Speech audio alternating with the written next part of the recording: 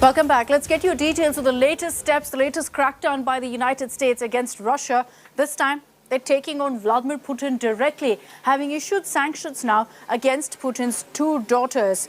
What exactly does the step mean for Vladimir Putin? The United States has said time and again that Putin's family also has amassed a huge amount of wealth.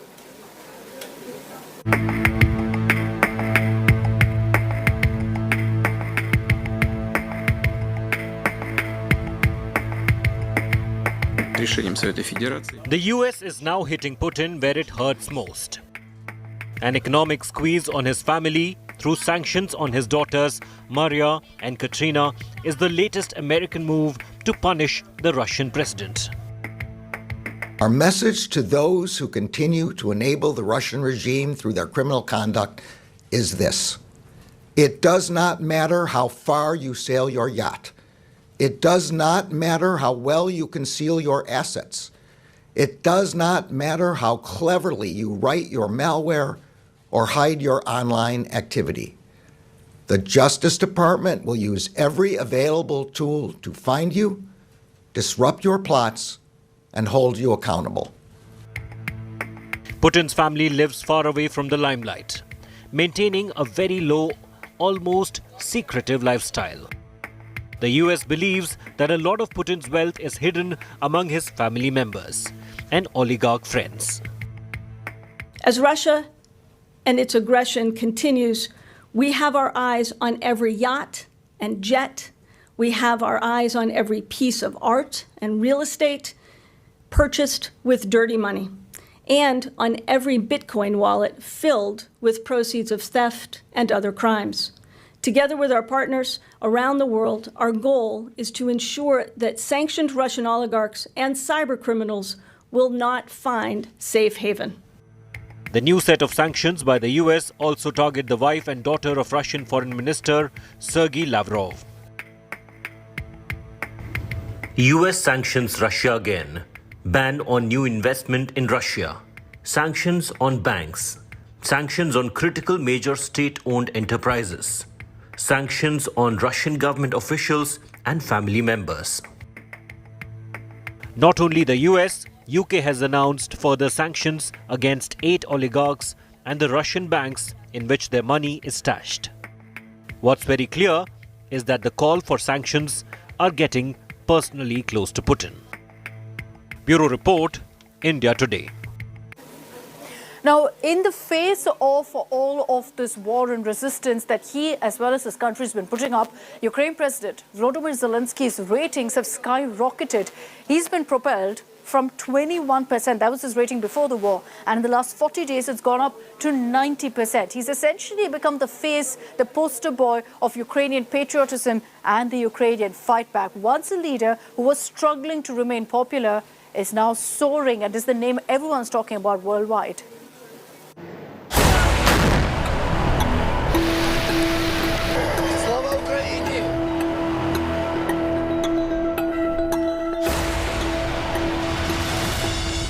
The war in Ukraine has entered phase 2, and one would wonder if there is any hope left for Ukraine at this point.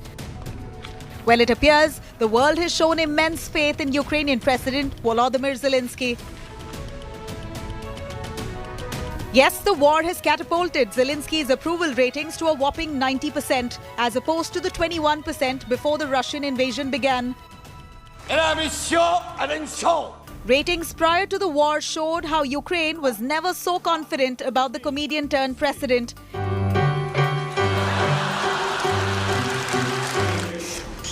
In fact, during his presidential campaign, Zelenskyy had received a healthy 73% in support. But all that hype evaporated quickly. Ukrainian citizens were looking for change, which is why they voted out incumbent President Petro Poroshenko. Volodymyr Zelenskyy was fresh and a new alternative to the old elites. His unconventional image worked in his favor, winning him the presidency. But Zelensky's hype nosedived by 2020 and his approval ratings suffered a scathing dip. In 2021, his approval ratings dropped to 24.7%.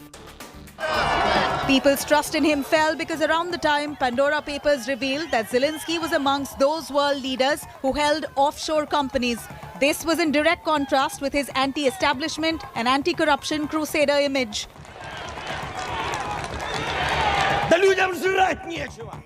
However, Zelenskyy tried justifying himself, claiming those companies were established only to defend his businesses in Ukraine. Besides, there were several election promises that Zelenskyy failed to deliver. Zelenskyy was also widely criticized for deepening his alliance with the far-right neo-Nazi forces in Ukraine, especially when news broke out of his involvement with convicted criminal Serhiy Stanenko and how Zelenskyy tried to crown him as chief of Ukraine's security service.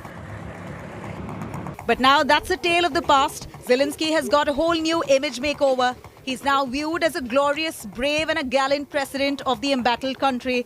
He risked his life staying in Ukraine, survived assassination attempts, and has been consolidating support for Ukraine, staying on the front lines day on day.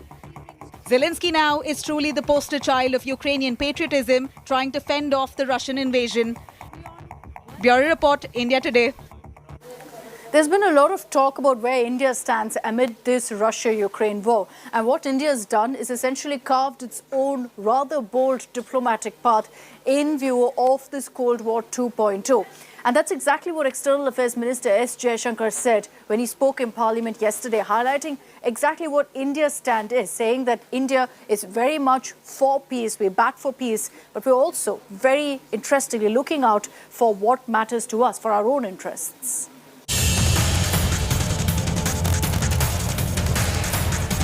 As the Ukraine war rumbles on destructively, one of Russia's oldest allies, India, has been on constant geopolitical spotlight. Why is India going soft on Putin's invasion? Is India alleviating the impact of Western sanctions on Moscow? Why is India still buying Russian oil and weapons? Has India aligned itself in a deeply polarized world since Putin's tanks rolled into Ukraine? The answers to all these questions came when External Affairs Minister S. Jaishankar put the record straight in Parliament, stating that a fearless India is charting its own course in global diplomacy. If India has chosen a side, it is the side of peace. Hours ago, Jaishankar had spoken to his US counterpart, Antony Blinken. In the backdrop of increasing disquiet in the West over India's indications to buy larger volumes of discounted crude oil from Russia, soon after a dire warning from the White House against buying oil or weapons from Putin, but India's message was unmistakable. We don't believe it's in India's interest to accelerate or increase imports of Russian energy and other commodities.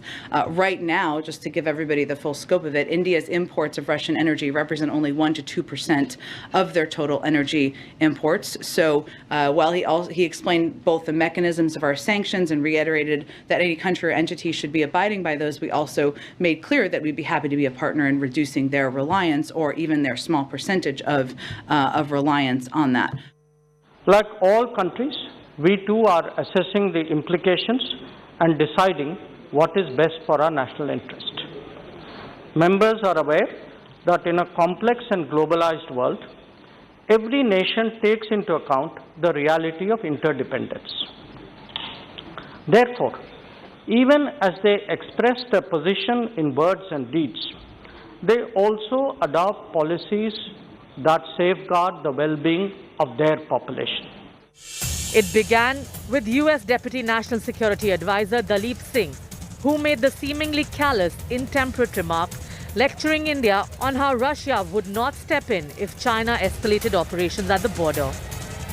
A remark that has been widely derided, including by India's former ambassador to the UN, who labelled it as coercion. What we are seeking to do, whether it is in the context of India or other partners and allies around the world, is to do all we can to see to it that the international community is speaking in unison, speaking loudly against this unjustified, unprovoked, premeditated aggression, calling for an end to the violence. India, as you are aware, has always been in favor of resolving differences and disputes through dialogue and diplomacy. In our meeting today, we will have an opportunity to discuss contemporary issues and concerns in some detail.